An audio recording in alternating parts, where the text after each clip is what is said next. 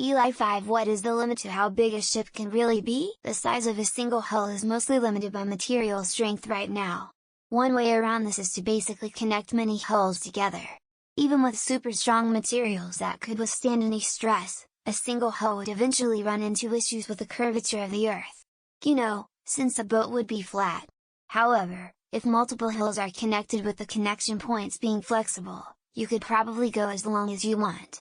Source being a random dude on the internet. What's more credible than that? In terms of the laws of buoyancy, no. Until you hit the volume of the entire ocean, displacement will continue to operate the same.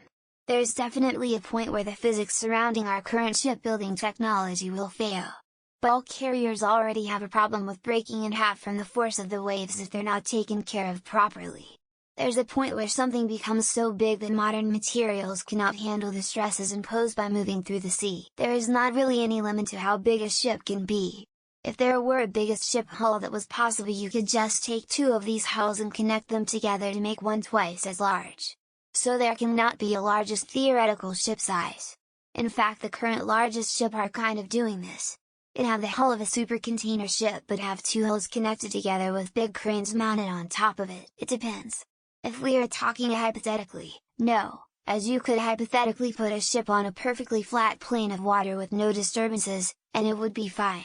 In reality, things like waves, the load of the ship, moving the ship, and the structural materials the ship is made out of all limit the size. Buoyancy doesn't have a limit, all you really need is to displace water to force the ship to float. I would say the limit to how big a ship can be is the amount of money someone is willing to pay for it. There are instead proportion limitations. For example, a tall ship can't be super thin, as a thin ship won't be able to provide enough stability to remain upright.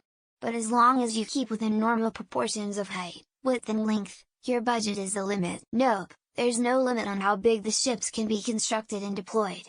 The only major constraint is ships need to be as big as the port's canals they have to pass through.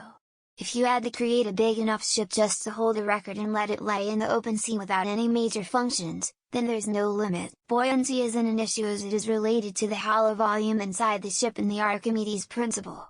The major issue as you get much larger is shearing stress on the metal frame where the hull could potentially fracture and let the water in. The limit would be the structural strength of the materials used to build the boat, as well as the size limit for being able to fit in ports. There is no buoyancy limit. Being able to float simply depends on displacing enough water to match the weight of the boat. For cargo ships, the practical limit is the size of the Panama and Suez canals. Ignoring those factors, you need to worry about waves and wind and the depth of the ocean where you want to make port. There's nothing about floating that gives us a limit though. The size of the biggest ships is usually limited by the route they are traveling. For example, if they have to fit the locks in the Panama Canal. These are called Panamax ships and they are amongst the biggest they build. The biggest issue for ship size is where you put them.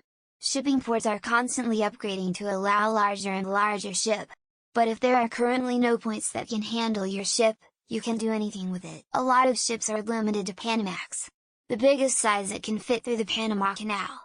If you're not traversing the canal, then you can build bigger if you can park it. Mostly just practical limits. Sea-wise Giant was too big to navigate the English Channel or the Suez or Panama canals. There's just not many reasons to make a ship that big. Depends on how you define ship. If it has no characteristics other than floats in water, then you could argue that any large island is a ship. Australia is a ship. Other considerations are ports large and deep enough. Height would be limited to any bridges it would need to navigate beneath or canals it needs to traverse. Ships are more efficient longer, skin friction goes more or less linearly, wave-making friction, which is normally the larger component, reduces. For the vessels that arrive at New York, they are limited by the clearance of the Verrazano Bridge that is on the way to our ports.